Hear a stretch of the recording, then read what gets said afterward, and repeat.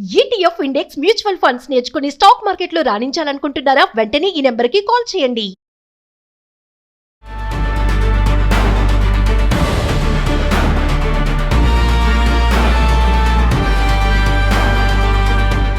నమస్తే, welcome back to Suman TV. Present మనతో పాటు ఉన్నారు corporate soft skills trainer Madhuravani garu. నమస్తే మేడం.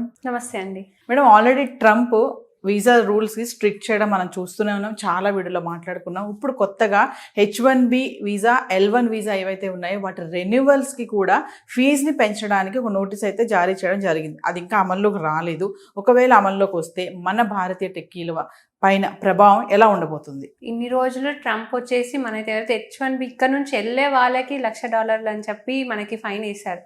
ఇప్పుడు ఈ కొత్త రూల్ ఏం తీసుకొస్తున్నారంటే ఎవరైతే ఆల్రెడీ ఇక్కడ వర్క్ చేస్తున్నారో, ఎవరైతే వాళ్ళ వీసా ఎక్స్టెండ్ చేయాలి అనుకుంటున్నారో వాళ్ళకి ఎక్స్టెన్షన్ ఫీజ్ $4,000. అంటే H1B ఎక్స్టెన్షన్కి ఏమో $4,000, L1 వీసా ఉంటుంది వాళ్ళకి ఎక్స్టెన్షన్ అయినా కాకపోతే రెన్యువల్ అయినా $4,500 పే చేయాలి అని కొత్త రూల్. అంటే ఇంక ఇది అమలు కాలేదు, లాస్ట్ స్టేజ్లో ఉంది. బట్ ఇఫ్ ఇన్ కేస్ ఇది అమలు అయితే మాత్రం ఎవరైతే కంపెనీస్ వీళ్ళకి ఆఫర్ ఇచ్చి అక్కడ వర్క్ చేయించుకుంటున్నారో ఆ కంపెనీస్ ఇవి పే చేయాల్సిందే. ఇప్పుడు దీనివల్ల ఏమవుతుందంటే కంపెనీస్ మీద ప్రెషర్ పడుతుంది, ఎక్కువ అమౌంట్. ఎందుకంటే కంపెనీ కదా వాళ్ళకి పేమెంట్ చేసేది. ఇప్పుడు ఒక్క ఎంప్లాయీస్కి $4,000 అంటే మామూలు విషయం కాదు కదా. అండ్ ఇవి అన్ని కంపెనీస్కి వర్తించదు. ఎవరైతే కంపెనీస్ పెద్ద కంపెనీస్ ఉంటాయో దాంట్లో 50 కన్నా ఎక్కువ H1B కానీ L1 వీసా హోల్డర్స్ ఉంటారో ఆ కంపెనీస్ మాత్రమే ఈ రూల్స్ అప్లికబుల్ అవుతాయి. సో అప్పుడు ఏమవుతుంది, వాళ్ళు 50 మెంబర్స్కి $4,500, $4,000 పెట్టాలంటే అది కంపెనీకి ఒక బరువే కదా. సో అలాంటప్పుడు ఏం జరుగుతుంది, కంపెనీస్ ఇంత మేము పెట్టే కన్నా వీళ్ళని తీసేసి మన వాళ్ళని పెట్టుకుంటే బాగుంటుంది కదా అని చెప్పి అక్కడ మళ్ళీ లే ఆఫ్స్ అవుతాయి. అంటే ఇప్పుడు కంపెనీల పైన అధిక ఖర్చులు పడతాయి అనుకోవచ్చా? పడతాయి ఖచ్చితంగా. ఇప్పుడు $4,500 అంటే కంపెనీ పే చేయాల్సిందే కదా పర్ ఎంప్లాయీ. ఇంకా దాంట్లో చూసుకుంటే మొత్తం 75% మన ఇండియన్ టెక్కీసే. సో ట్రంప్కి ఇదొక మళ్ళీ ఇంకొక ఆప్షన్, మన వాళ్ళని తీసేసేయాలి అని. సో అందుకని ఇట్లాంటి కొత్త రూల్స్ తీసుకొచ్చి కంపెనీ మీద ప్రెషర్స్ పెట్టడం వల్ల లే ఆఫ్స్ కూడా జరగబోతాయి. ఒకవేళ ఇది అప్లికబుల్ అయితే లే ఆఫ్స్ కూడా అవుతాయి కంపెనీ మీద ప్రెషర్ పడి. ఆల్రెడీ ట్రంప్ ఇప్పటికే చాలా మార్పులు తీసుకురావడం చూస్తున్నాం కదా మేడం. మరి ఇప్పుడు కొత్తగా ఈ రెన్యువల్ ఫీజెస్ పెంచడం అనేది మరి అక్కడ కంపెనీస్లో పనిచేసే మన భారతీయ ఐటీ వాళ్ళకి ఉన్నటువంటి ప్రాబ్లమ్స్ ఏంటి, ఇంపాక్ట్ ఎలా ఉండబోతుంది అనుకుంటే? ఇప్పుడు ప్రజెంట్ సిచ్యువేషన్ అందరికి తెలిసిందే, కొంచెం టఫ్, కొంచెం కాదు చెప్పాలంటే చాలా టఫ్గా ఉంది సిచ్యువేషన్. అంటే ఈ రోజు ఏం అప్డేట్ వస్తుందో అది నెక్స్ట్ ఎట్లా ఉంటుందో ఎవరికి అర్థం కాకని సిచ్యువేషన్లో ఉంది. సో అందుకని మన వాళ్ళు కూడా ఎప్పటికప్పుడు అప్డేట్ ఉంటున్నారు. అంటే మన వాళ్ళు ప్లాన్ బి కూడా చేసుకుంటున్నారు. ఇన్ కేస్ లే ఆఫ్ అయిపోతే నెక్స్ట్ స్టెప్ ఏంటి అని ఆల్రెడీ మన వాళ్ళు ఆల్టర్నేటివ్ చూసుకుంటూనే ఉన్నారు. కాకపోతే ఎప్పుడు ఏం అప్డేట్ వస్తుందో అర్థం అవ్వట్లేదు. సో సడన్ గా చేసేసినా కూడా ఇప్పుడు లే ఆఫ్ అయింది అనుకోండి, వాళ్ళకి ఎక్కువ గ్రేస్ పీరియడ్ కూడా లేదు, జస్ట్ 60 డేసే.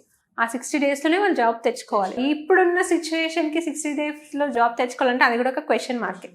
ఎందుకంటే ఇప్పుడు వేరే జాబ్ వస్తుందా, వాళ్ళు ఎంప్లాయర్ చేంజ్ అవుతారు. ఆ చేంజ్ అయిన వాళ్ళు కూడా ఇప్పుడు ఒకవేళ ఈ రూల్ అప్లికబుల్ అయితే ఆ చేంజ్ అయిన వాళ్ళు కూడా $4,500 పే చేయాల్సిందే. సో అప్పుడు ఆ కొత్త కంపెనీ కూడా ఆలోచిస్తుంది కదా, వీళ్ళని తీసుకోవాలంటే నేను ఇంత పే చేయాలి, దాని బదులు నేను మా కంట్రీ వాళ్ళనే తీసుకోవచ్చు కదా, ఇక్కడ ఉన్న వాళ్ళనే తీసుకోవచ్చు కదా అని వాళ్ళు కూడా అనుకుంటారు. సో ఇది కొత్త రూల్ వస్తే మాత్రం మన ఇండియన్ టెక్కీస్ కొంచెం ప్రాబ్లమే అనుకోవచ్చు మనం. యాక్చువల్గా అమెరికాలో ఐటీ సెక్టర్లో పనిచేసే వాళ్ళు మన వాళ్ళు ఎక్కువ మంది H1B వీసా పైన ఉన్న వాళ్ళని మీరు చెప్తున్నారు కదా మేడం. మరి ఇన్ కేస్ కనుక ఈ నోటీస్ కనుక జారీ అయితే, ఈ రెన్యువల్ ఫీజు కనుక పెంచడం అమలు అవుతే మరి మన వాళ్ళ పరిస్థితి ఏంటి? అంటే ఆల్మోస్ట్ ఎక్కువనే కనిపిస్తుంది. ఎందుకంటే మనం అందరం మన ఇండియన్స్ అందరు H1B వీసా పైనే ఉన్నారు కాబట్టి. బట్ ఇది అంటే ఇప్పుడు మనం చూసుకుంటే ట్రంప్ మేబీ ఇంకో నెక్స్ట్ 2 years ఉంటారేమో గవర్నమెంట్లో, మళ్ళీ రావచ్చు రాకపోవచ్చు. సో ఈ 2 years మాత్రం కొంచెం క్రిటికలే ఉంటుంది. బట్ 2 years తర్వాత డెమోక్రటిక్ కంట్రీగా మారితే అప్పుడు ఇవన్నీ మారొచ్చు. మళ్ళీ మన ఇండియన్ టెక్కీస్కి కొంచెం స్వేచ్ఛ రావచ్చు వర్క్ విషయంలో అనుకోవచ్చు మనం. మామూలుగా మేడం మనం చూసుకుంటే ఆర్టిఫిషియల్ ఇంటెలిజెన్స్ వల్ల ఉద్యోగాలు పోతున్నాయి, లే ఆఫ్స్ అవుతున్నాయని అనుకున్నాం. కానీ ఇప్పుడు కొత్తగా ట్రంప్ మళ్ళీ ఈ రెన్యువల్ ఫీజు ఏదైతే పెంచుతాను అంటున్నారు, మరి దీంతో మన వాళ్ళు మళ్ళీ తిరిగి వచ్చే పరిస్థితి కనిపిస్తుందా అనుకుంటే, ఏది ఏమైనా ట్రంప్ టార్గెట్ చేస్తున్నాడు మన వాళ్ళని అనుకోవచ్చు అంటారా? ఖచ్చితంగా టార్గెట్, అది అందరికి తెలిసిపోతుంది. లైవ్ అంటే ఓపెన్ టార్గెట్ అది. అంటే ఒకటి కాకపోతే ఒకటి మన ఇండియన్స్ని ఇబ్బంది పెడుతున్నారు అని చెప్పొచ్చు మనం. బట్ స్టిల్ మన వాళ్ళు వాళ్ళ వే చూసుకుంటున్నారు, వెళ్తున్నారు. ఆయన అంత స్ట్రిక్ట్ చేసినా కానీ మన వాళ్ళు అక్కడ ఉండి వర్క్ చేయడం, అంటే ఎప్పటికప్పటికి మన వాళ్ళు మనం ఏంటో ఇండియన్స్ అంటే ఏంటో నిరూపించుకుంటూనే ఉన్నారు. యాక్చువల్లీ అక్కడ ఉంటే అంటే ఇప్పుడు ట్రంప్ మన వాళ్ళు పంపించాలని చూస్తున్నారు. బట్ మన వాళ్ళందరూ వెళ్ళిపోతే వాళ్ళ ఎకనామీ మొత్తం కిందికి వచ్చేస్తుంది. ఎందుకంటే మనకున్నంత టెక్కీస్ వాళ్ళకి లేరు.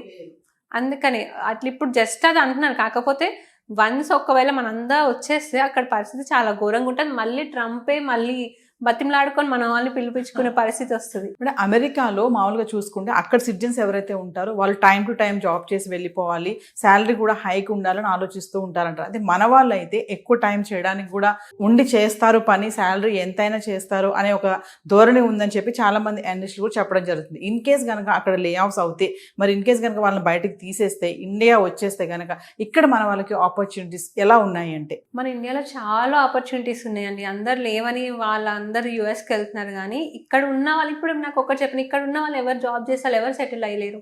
అందరూ మంచి మంచి పొజిషన్స్లో ఉన్నారు, మంచి శాలరీస్ తీసుకున్నారు. కాకపోతే యూఎస్లో ఇక్కడికన్నా ఎక్కువ శాలరీ ఉంటుంది అనుకుంటారు. బట్ ఇక్కడికన్నా అక్కడ ఖర్చు కూడా ఎక్కువే కదా. కాస్ట్ ఆఫ్ లివింగ్ మనకన్నా అక్కడ ఎక్కువ. స్కూల్ ఫీజ్ కానీ, హాస్పిటల్స్ కానీ ఏవైనా డబుల్. కాకపోతే చిన్నప్పటి నుంచి మన వాళ్ళందరిలో ఏంటంటే యూఎస్ వెళ్ళాలి, అమెరికా వెళ్ళాలి, మా కొడుకు అమెరికా వెళ్ళాలి, మా కూతురు అమెరికా వెళ్ళాలి, అలాంటి థాట్స్ పిల్లల మీద పెట్టేసరికి వీళ్ళు కూడా ఓకే మేము అక్కడికి వెళ్తే డబ్బులు ఎక్కువ సంపాదించుకుంటాం అనుకుంటాం. కాకపోతే అక్కడికి వెళ్ళిన వాళ్ళు కూడా ఎందుకు వచ్చాం బాబు అని భయపడ్డ వాళ్ళు, మళ్ళీ ఉండలేక వచ్చేసిన వాళ్ళు కూడా ఉన్నారు. అక్కడ సిచ్యువేషన్కి తగ్గట్టు ఇప్పుడు మంచి పొజిషన్లో ఇప్పుడు కొంతమంది జాబ్ పైన వెళ్తారు, వాళ్ళకి అంత ప్రాబ్లం ఉండదు ఎందుకంటే అన్ని సెటిల్డ్ ఉంటారు కాబట్టి. అదే మనం స్టూడెంట్ తీసుకున్నాం అనుకోండి, వాళ్ళు మళ్ళీ వెళ్ళిన తర్వాత వాళ్ళ లోన్ క్లియర్ చేసుకోవాలని పార్ట్ టైం జాబ్స్ అని, మళ్ళీ ఇప్పుడు జాబ్స్ ఉన్న వాళ్ళు కూడా ఓవర్ టైమ్స్ కూడా చేస్తారు. మీ షిఫ్ట్ కన్నా ఎక్స్ట్రా టైం చేస్తారు. అంటే ఎట్లా నాకు ఒక జాబ్ కావాలి అని తక్కువ శాలరీ కూడా జాబ్ చేస్తున్నారు మన వాళ్ళు అక్కడ. అదే అక్కడ వాళ్ళు ఎందుకు చేస్తారు, వాళ్ళకి అవసరం లేదు కదా. వాళ్ళు కొంత టైం చేసినా వాళ్ళకి సరిపోతుంది, ఎందుకంటే వాళ్ళ ఫ్యామిలీ అక్కడ మొత్తం వాళ్ళు సెటిల్. కానీ మన వాళ్ళు అట్లా కాదు కదా, మొత్తం అక్కడ నుంచి వాళ్ళు ఇచ్చే శాలరీ పైన డిపెండ్ అవ్వాలి. కాబట్టి తక్కువ శాలరీస్కి వర్క్ చేస్తున్నారు, డబుల్ షిఫ్ట్స్ చేస్తున్నారు, ఎక్కువ ప్రెషర్ పెట్టినా కూడా చేస్తున్నారు. మనం ఒక వీడియోలో మాట్లాడుకున్నాం 18 hours షిఫ్ట్ చేశారు అని.